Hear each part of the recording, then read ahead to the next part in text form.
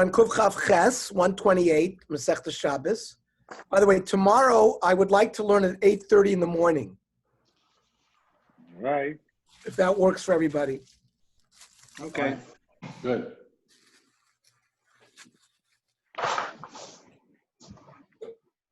So the Mishnah said Avalos Tevel that you could not move if you had boxes, in the living room and you had to move them for Orchim. If they were filled with Tevel, you could not move them. Now the Gemara says Pshita, a Tevel is produce, where Trumas and Maasros have not been given, so they can't be eaten. So of course it's Muktzah. So it's Pshita that you can't move it. Lo tzricha, the Chiddush is betevel tovel midrabanan. We're not talking about tevel midorai. So we're talking about tevel midrabanan. For example, shezara ba'atzit sheino nakuv.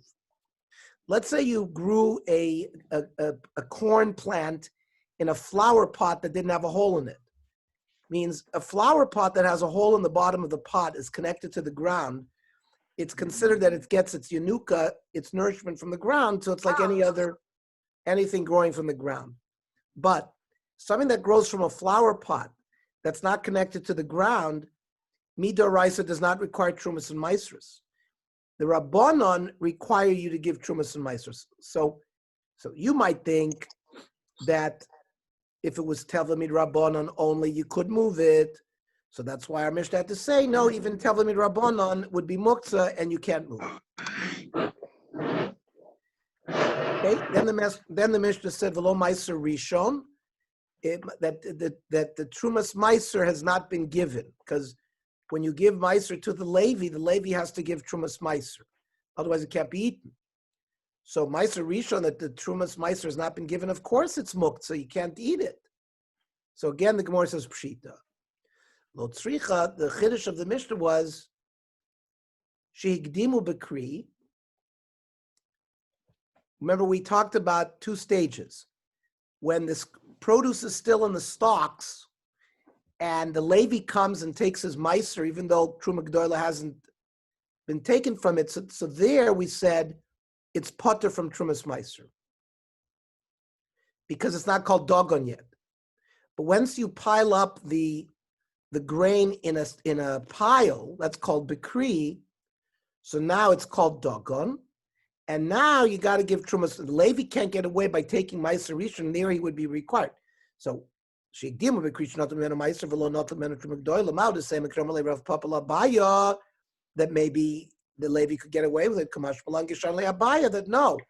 Once it's in the kri form, it's called dogon, and there it becomes osur to eat unless the Levi gives trumas meiser from it. Then the Mishnah said, Los Meiser Sheni, that has not been redeemed.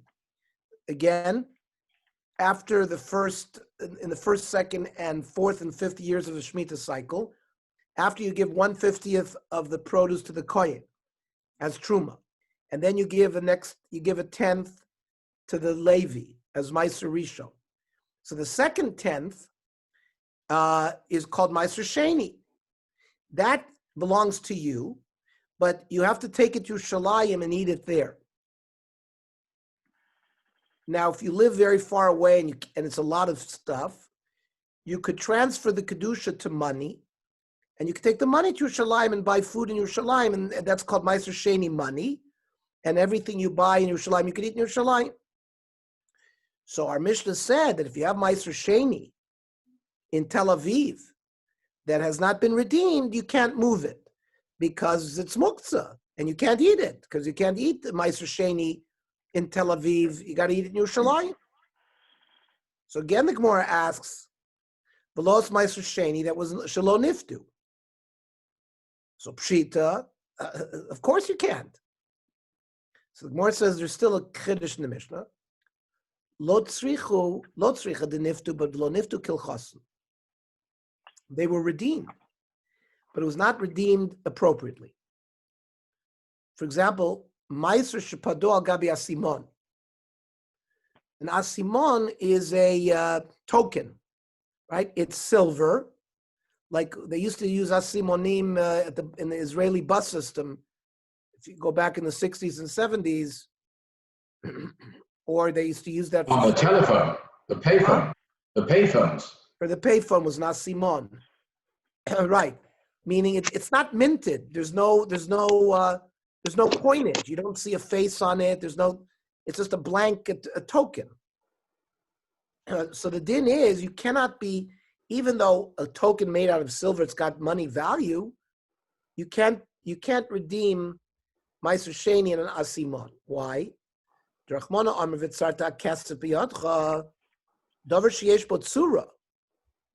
to have it has to be minted with a face in order to redeem it. Or you have another case of redemption, Hegdish. Let's say you said Harezu Shlomim. You declare that one of your animals is a Shlomim. So it's Hegdish. And you have to now bring it to Shalim and offer it as a korban. Now, if it gets a mum, so you can redeem the Hegdish. It's a 20% fine. If the cow's worth $100,000, you'd have to redeem it for $1,200. It's a 20% surtax. And then the Kedusha leaves the animal, and the Kedusha goes into the money. You take the money and you buy another animal with it, and you offer that as a shlomim. Because once you made a neder that you have to bring a shlomim, you got to bring a shlomim. This animal can't be used as a shlomim, it's got a mum. Now, an animal that's got a mum, you can shecht and eat, as long as it's not a mum that made it a treifa. But many mumim did not make it a treifa, so you could eat it. And that's basically the only thing you could do with a hegdish animal that got a mum. You weren't allowed to work it, you weren't allowed to milk it, you weren't allowed to shear it, because it's a bizoyon kodshim. But you could shecht it, you could use it for personal use. But there, the pidyon also has to take a certain format. It's got to be redeemed on money, not karka. Hegdish gabi karka drachmana amar v'nasata hakesef v'kamlo. There's a special pasuk that talks about it's got to be money, or any metaltalin, not karka. Karka, the hegdish wouldn't work. So our Mishnah's case is talking about an animal or something that you were magdish to the Beis HaMikdash, and you wanted to redeem it, but you didn't redeem it properly. You redeemed it off karka. So you might think, since I redeemed it in some way, it might not be muktzah. So the Mishnah had to say, no. Even if you redeemed it, since you didn't redeem it in the proper way, it's muktzah and you're not allowed to move it on Shabbos. Then we said velos haluf. Luf, we said, is some kind of food that was used to feed birds, ravens. Torabanan, metatan es a chatzav. Chatzav is a certain kind of grass. Rashi says, very interesting for those of us learning Sefer Yoshua, that Yoshua planted this type of grass between the borders of all the Shvatim. So like between the border of Yehuda and Binyamin and Yosef, and all the various Shvatim, the borders were outlined with this grass called Chatzav. It says it grows straight down. Its roots do not spread side to side. And with that, Yoshua used to mark off the Gvulim of Eretz Yisrael. Now, this grass happens to be food that you could feed to a deer. Now, people domesticated, even though a deer is a chaya, people did eat deer because deer is kosher. So you could feed the chatzav to a deer. So therefore, it's not muktzah. Mustard seeds were used to feed doves.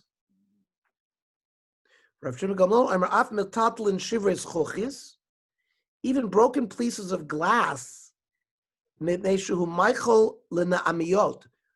says, Namiot is benot hayana, which are ostriches. Ostriches, yeah. Right, the basa ayana. When the Torah gives us a list of non-kosher birds, it says the bas hayana, which is an ostrich. And the birds in their throat have a gizzard and a crop. And many birds in the crop have rocks there. And when they swallow food, the rocks in the crop or gizzard sort of grind the food to make it easy for the birds to digest it. Now, the ostrich apparently would use ground glass in their crop or gizzard in order to grind up their food. So you could keep glass particles around. They were not muktzah, says Rav Shimon Gamliel, because you could feed ostriches with it. Omerle Rav Nosson, in response to that, Rav Nosson said, Elameata chavile zmoiros. Zmoiros are like branches, sticks that are tied together. Yitaltalu. Now we know that chavile zmoiros are muktzah. But says Rav Nosson, if you're telling me that anything that you could feed to an animal is not muktzah, mibneshu ma'ichalapilin. Elephants eat these zmoiros. So if you're just stamazoi reaching out for ostriches, you could say that the chavile zmoiros is also not going to be muktzah. So what does Rav Shimon Gamliel answer to that? Na'amiyot shchichi, pilin lo shchichi. These ostriches apparently were prevalent in the Middle East, but not elephants. Elephants were not shchiach. I just want to mention later on, so if we know Hannibal was a Carthaginian warrior who did battle with Rome in the 300, 200 BCE period, the Great Punic Wars that were described by the historians were the multiple. Now he did, but Carthage was in Africa. So he brought elephants. In fact, there's a famous, he brought elephants across the Alps. He actually came up to Rome through the north. So, and the reason why that is because later on in the Maccabees' fight against the Greeks, so the Greeks also used elephants. Because one of the Maccabean brothers died, he stabbed an elephant in the stomach, and the elephant squashed him. The historian, the book of the Maccabean and Josephus described that to us. So the only reason I mention that is because there were times where elephants were brought into the Middle East for battle, but they were not shchiach in a natural way there. So that's why Rav Shimon Gamliel says it's the ostriches are different because they're shchiach. Amar Ameimar, Luhuta Islay Namiyos. It's not just if you have ground glass because there are ostriches in the world that will eat glass that they're not muktzah. They're not muktzah if you own ostriches. And otherwise it's muktzah. Amar Ravashi, La Meimar. Ella, Amar Le Rav Nosson Rav Shimon Gamliel. Chavile Zmoros Yitatlu Mneshu Meichel Apilin. So the way Rav Nosson said to Rav Shimon Gamliel that maybe Chavile Zmoros also should not be muktzah because they're used for food for elephants. So Isle Pilin Amailo. So in fact, if a person owned an elephant, then L'chora Chavile Zmoros would not be muktzah.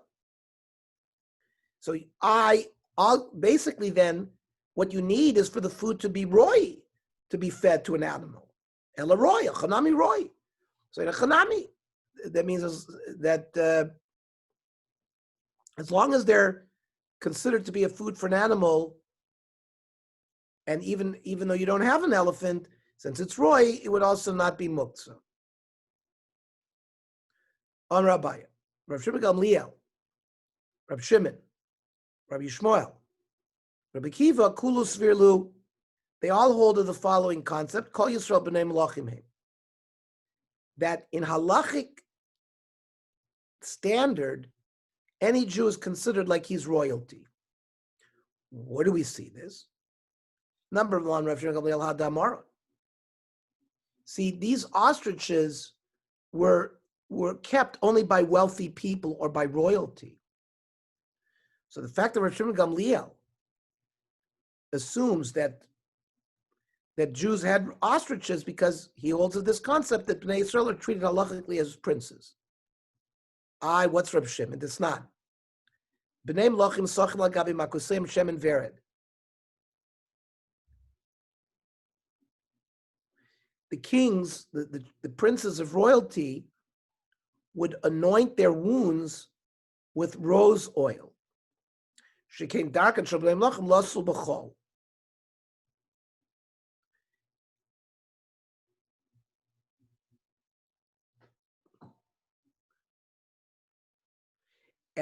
And they would do that just for cosmetic reasons, to keep their skin. Wasn't because remember, on Shabbos we're not allowed to use things for refuah. So Rab Shimon Oimer called Yisrael b'nei Melachim. Since b'nei Yisrael are also considered like royalty, for them to anoint their skin with rose oil on Shabbos would also not be considered a problem of refuah, because they're treated on a status of B'nai Melachim. Where do we see the same din from Rabbi Shmuel Rabbi Akiva? The Tanya. This is a law in Baba Kama, in the Zikin, that if a creditor is trying to collect $1,000 that he's owed, the lavush it's the labas kufmana, and he sees the guy who owes him money, who's wearing a coat that's worth $100. So mafshita knows so. The creditor is allowed to remove the $100 coat, sell it to pay back some of the debt. So it's the ruilo. $100 coat's an expensive coat. The person could walk around with a $10 coat. So they'll sell the $100 coat. He has the right to have the marshal do that, or Bezdin would do that. And they make the guy buy a $10 coat. However, so it's still no. If he's a Jew, it's worth for him walking. He's a prince. He's allowed to walk around with a $100 coat, and you have no right to strip him of the $100 coat to pay part of the debt. Okay. Then the Mishnah said, Chavile Kash, the Chavile Zmoros, Ton Rabbanon, Chavile Kash, Chavile Eitzim, Chavile Zrodim, straw or various branches of wood, Imiskin LaMichael Behema, if they've been prepared or designated as animal food, metatloso. So they're not muktzah. The imlave metatloso. Rav Shilko Mil Oimer Chavilin Anitolim Biyarechad Mutter Letatlon. It's got to be something that you could pick up with one hand. If it's heavy, Shnei also Letatlon, because it's sort of a tircha yisera. Now Chavile Seya Ezov, the corneas. The Gemara will Ezov is hyssop.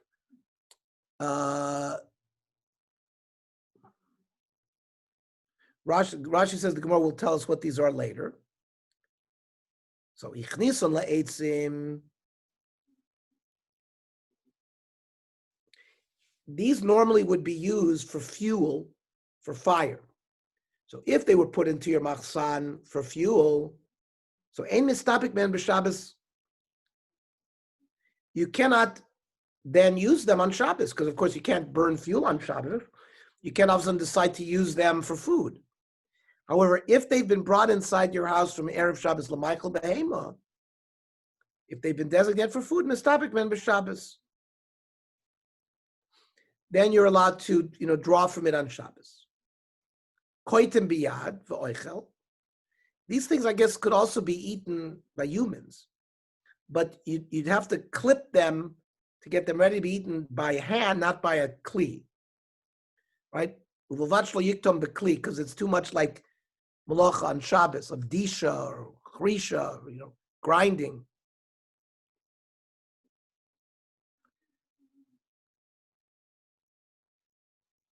Umoilel v'oichel. Again, I think you roll it and to get sort of the beans out. V'oichel v'vachlo yimlo b'kli harbe. You can't use a kli. You can't do a lot of them at one time. It's too much tircha. Div Rabbi Yehuda. V'chacham moilel barosh etzba osav. You can use your fingertips v'oichel. V'vachlo yimlo b'yado harbe. You can't use your hands. Because then you end up doing many at the same time, and that's the way Keder Shu Oisa B'chol. It's like a Uvda B'chol. V'chein ba'amita, v'chein b'figem. Rashi will explain. Rashi says the Gemara will tell us what all these things are later. V'chein b'shar minei tavlin. Other kinds of spices. My amita, ninya. Ninya is Rashi says mint. It's a mint. What is seya? Or Rav Yehuda, satri. Rashi says puliol, some kind of oil, puliol. Azov is abarta. Azov is hyssop. Corneus is cornita shma.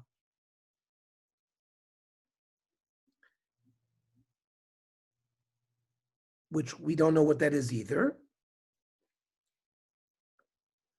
Some kind of spice. Vahuda Armelu man boy kornisa. The person was out in the market saying, "Who needs kornisa?" Vishtaka choshi, and they gave him choshi.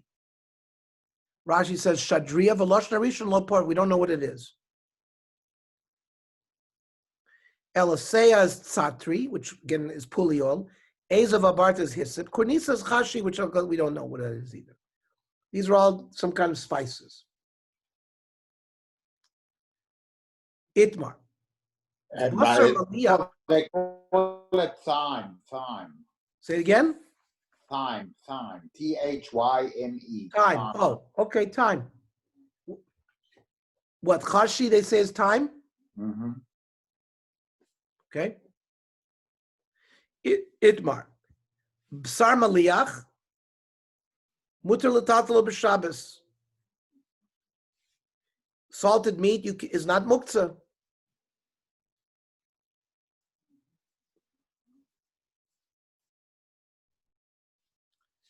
Basar tafel. This is meat that is not salted. Rashi says sheina maluach.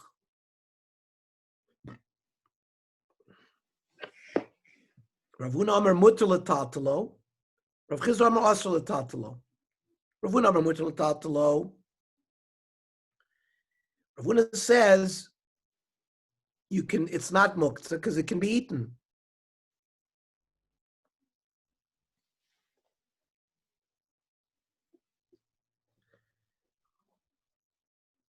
The Gemara has another question.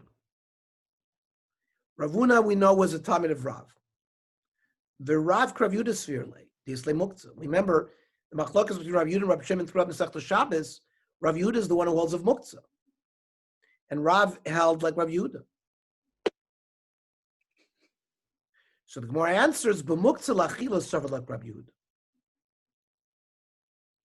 When it comes to eating things, he held like Rabbi Yehuda. Kloimer be'isra muktzah li'in achila serve like Rabbi Yehuda de'asr lo'achlo. U've'isra muktzah l'tiltel serve like. But regarding touching it, it means something that's muktzah you can't eat, but you could move it, like Rabbi Shimon. Can't move it, but you can't eat it, but you could move it.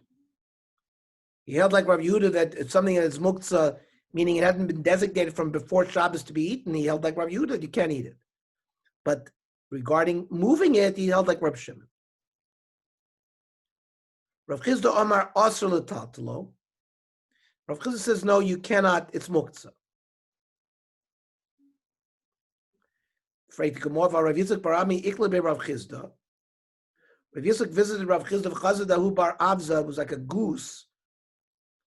I guess it was a raw goose. And it was in the sun, and he commanded that it be moved from the sun to the shade. Now, if something's muktzah, you can't do that.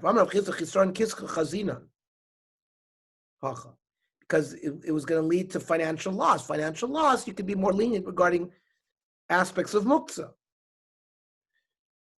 So how could you tell me Rav Chisda was the one who said you can't move an unsalted piece of meat? This is also an unsalted piece of meat. Why did he allow it to be moved?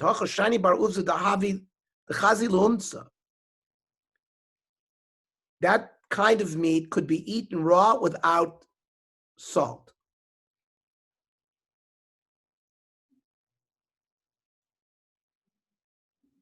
But Ernie, we don't have anything that we can eat. Because it could have been eaten, but we don't have anything that. As long as you wash, you see, what happens is like this: blood that is absorbed in the meat itself. There's a special halacha. Unless the blood starts moving, if the blood is not moved, then it's considered that it's not usher to eat.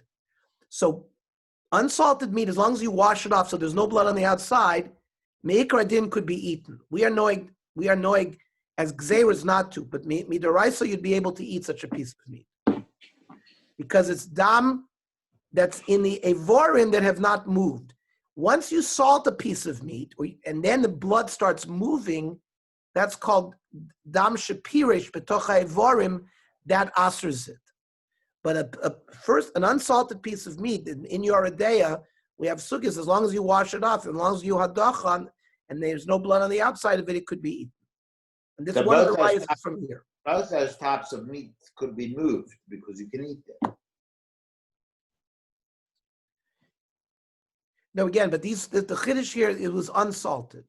So Rav Chisda held that goose meat, which is soft, etc., people could eat. Rav Chisda held that the other you could not. It was a regular piece of meat.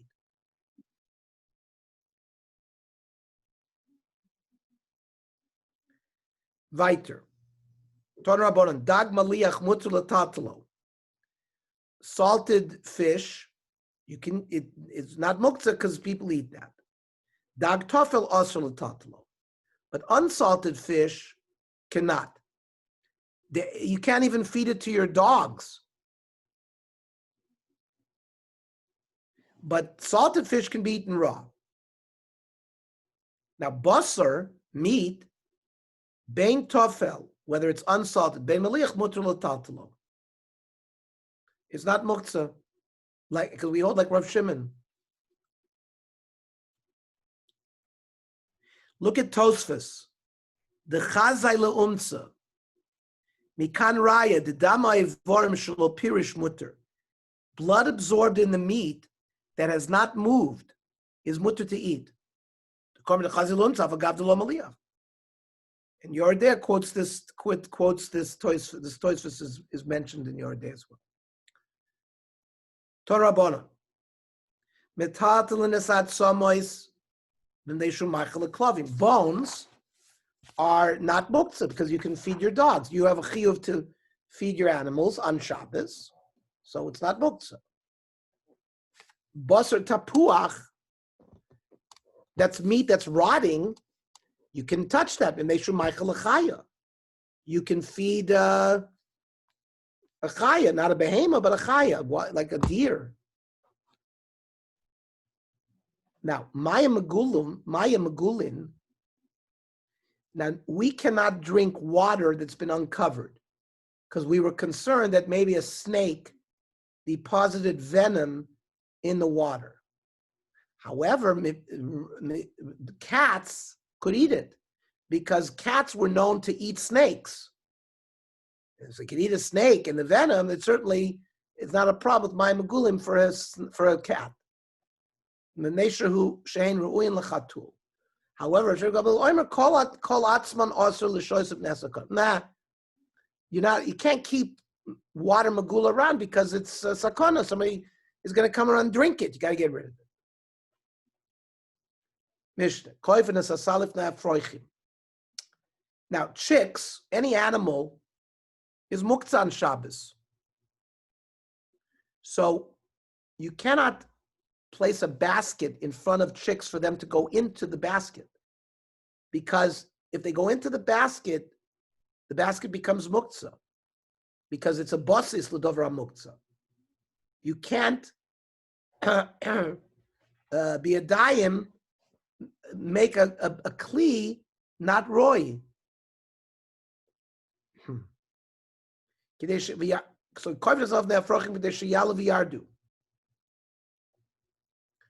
so it says you can tip a basket to let the efrochim in there, up and down. We'll see because they're going to leave it. Tarnagoyles shabarcha, a female chicken that ran away. So doichanoi sachetikanes. You sort of you with your hands you can direct it as much as you can back into its coop. They don't want you to necessarily pick it up, but as best as you can be a dime, you can shoo it back in there.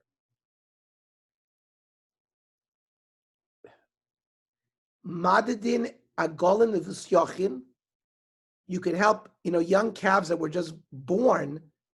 You could sort of stand them up by their necks and help them walk.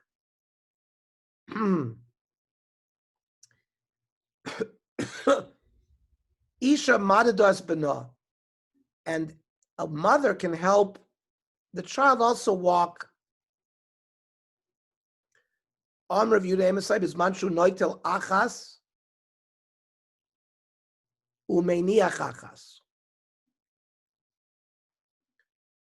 That's if the child can at least take one step and put one step down. But if he can only drag his feet, you can't help him walk because you may end up picking him up. Now, this Tana doesn't hold to the concept of Chai Nose Esatzmo. We'll see there's going to be a Machlokas Tanoim whether somebody who can walk, you could pick him up because it's something that he can carry himself normally. Is not a problem to pick up because he makes himself lighter. But here, since this child can't walk, you can't pick him up at all. You have an animal that fell into a pond. You can't pick him up directly out of the pond. He's muktzah. Maybe karim the kistos. You can bring pillows to try to get him to help walk out of there. Also. If he gets out, he gets out.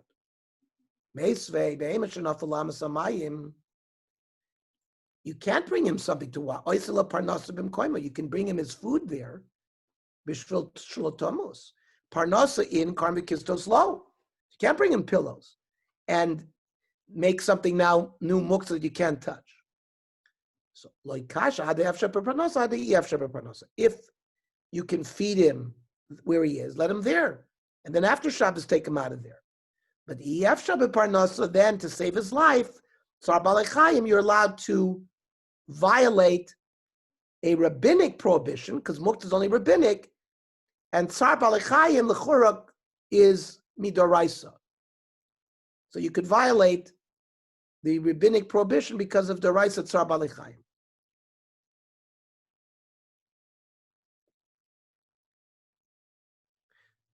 So after beparnasa in v'ilo maybe karm v'kistos me'echtachta.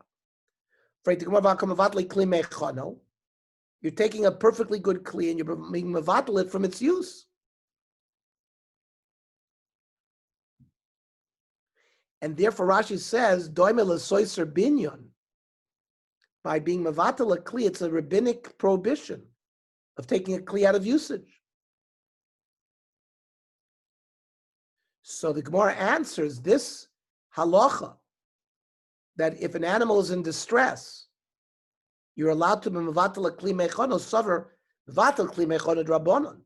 Tzar balechayim deraisa, v'osi deraisa v'dochid drabonon.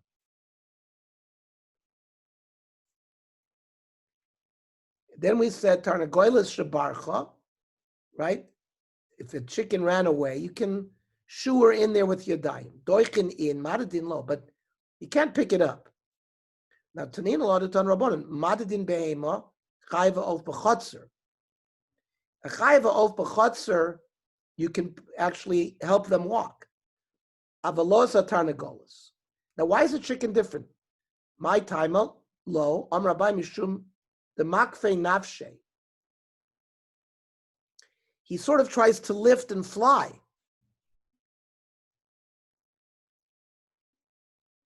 And then he ends up picking him up. And you might end up carrying in Rosh Hashanah.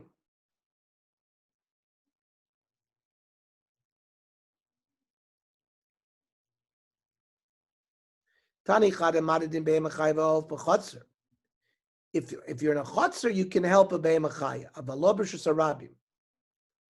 But Vayisha Madadas B'no Rosh Hashanah. A woman can do it for her child in Rosh Hashanah. Vein tzarich loma b'chotzer, and certainly in a chotzer.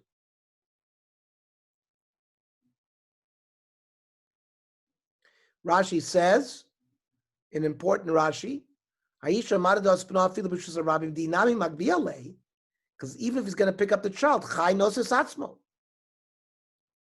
By an Adam, there's a machlokes Rabban Rab Nosson regarding that, but there Rabbanan agreed to Rab Nosson that by a human being, Chai Noses Atzmo, and he should be allowed to even carry it, the child. And certainly ain't Tzarech Loma B'chotzer. V'tanya Idich, ain't Oikrin Behem of Chai V'of B'chotzer. You can't pick them up in a Chai V'of and a Chai V'of. Dochin Behem, you can sort of shoo them and they come in on their own.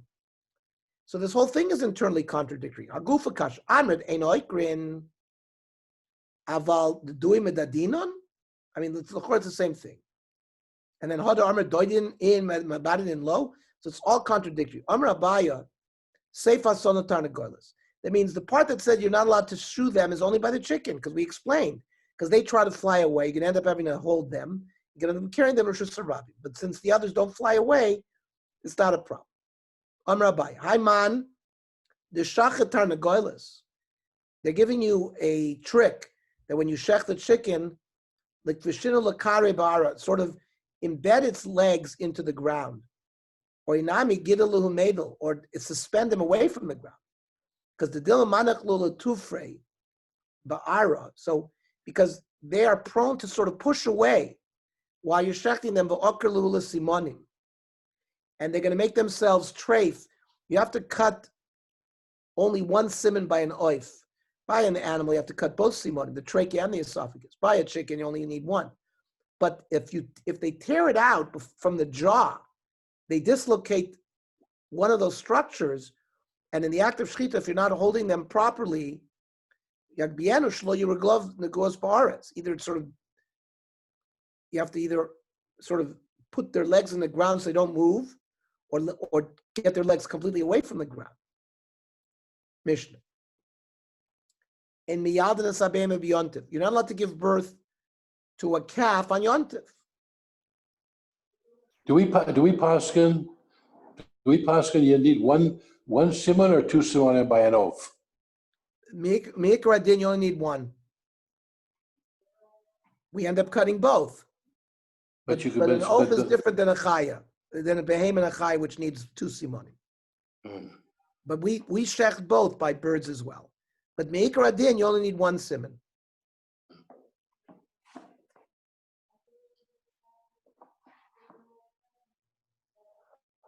Mishnah. En miyadin sabem b'yontif. You can't give birth to a behem on yontif.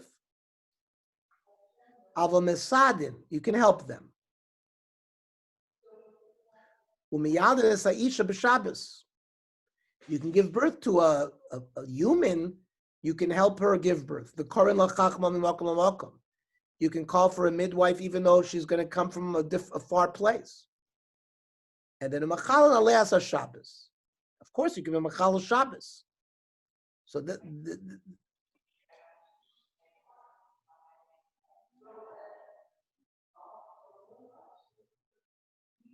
the kosher is a tibur. You're allowed to tie the umbilical cord. Rabbi Yossi Rav Choitchin. Can even cut it. All the preparations for meal are needed. You can be doing on Shabbos as well. So the Mishnah said you can help a behema. Ketzad misadi.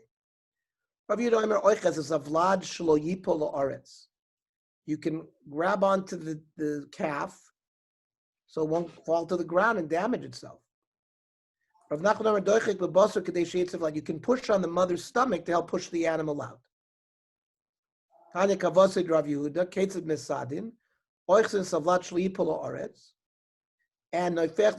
can give it artificial respiration by breathing into its nose.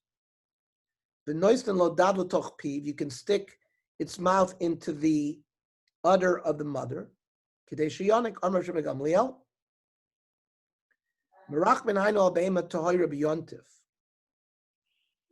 would try to endear the child to its mother. Sometimes a mother would reject the child. So there were mechanisms where the farmer would try to get the parent to not reject the child. How do they do it? Maybe bulshel melach. They would build some salt, and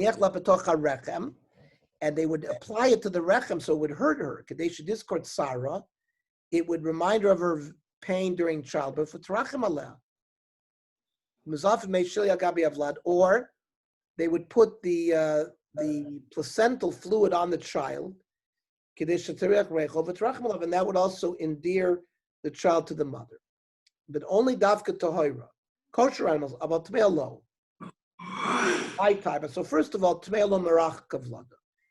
Non-kosher animals did not push away their children. And second, imerach kavlada lo makarva. If the behemoth tme'ah decided it rejected his child, there was no way to get it back. All these mechanisms didn't work. Then miyad and Saisha. So the Gemara explains a problem in our Mishnah. Michti. Tana le miyad and Saisha v'kol l'chachmei makom l'makom. Fine. So what's added umachala le'asar Shabbos? Lasuyamai. If we understand that we call a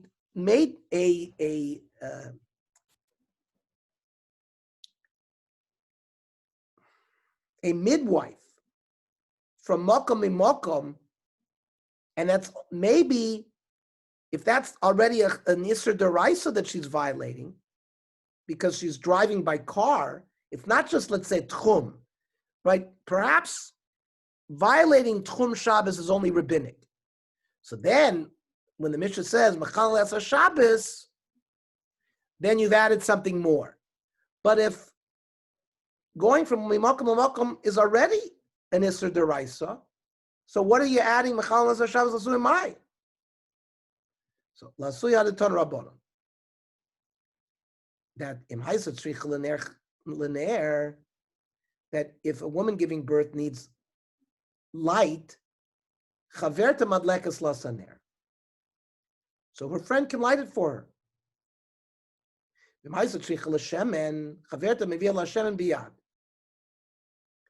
If she needs oil, so her friend can bring her oil by carrying it in her hand.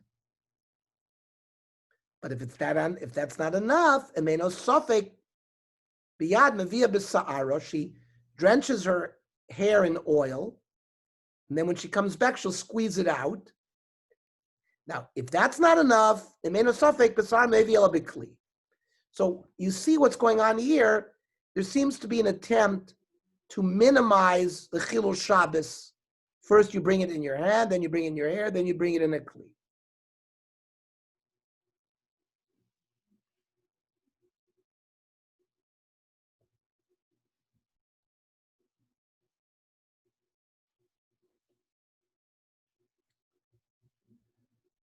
So the Gemara analyzes all of this. Amar Mar. So if she needs light, chaverta madlekas lasaner.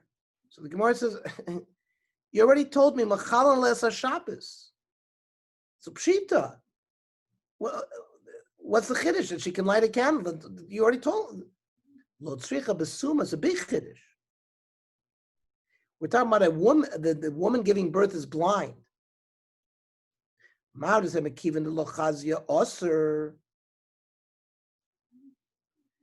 since she's blind, you have no right to light a candle for her.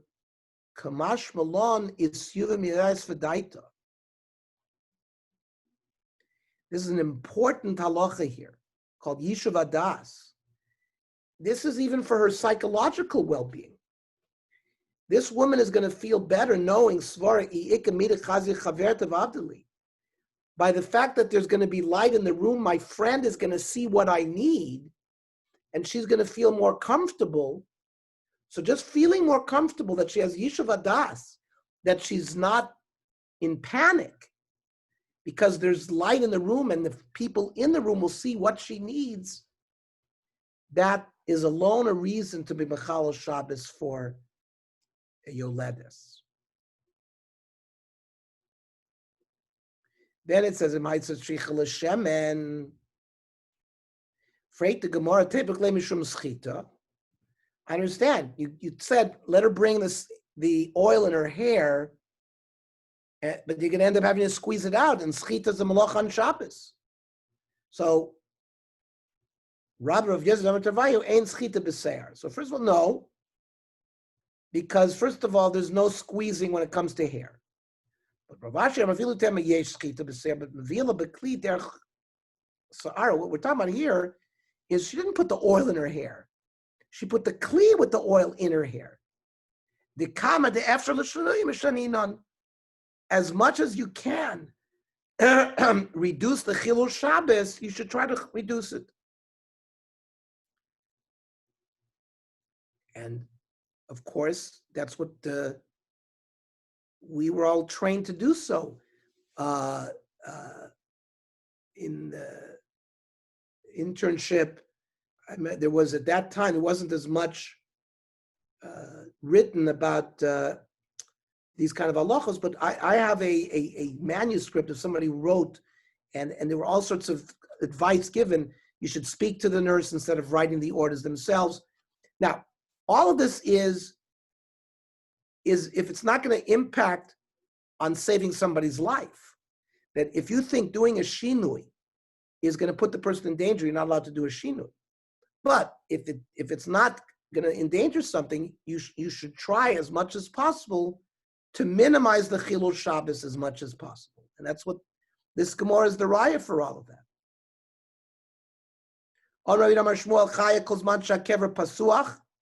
These are other dinim that are very important. When the uterus is considered open, we'll see what that is. Whether she says I need it, whether she says I don't need it, you still do Chal Shabbos. Nista makever, once the uterus closes, Bein Amra Tzrichani, Bein Lo Amra Tzrichani, Ein Mechal Masa Shabbos. And we'll go into this a little bit tomorrow morning. We decide we're going to learn tomorrow at 8:30. 8:30.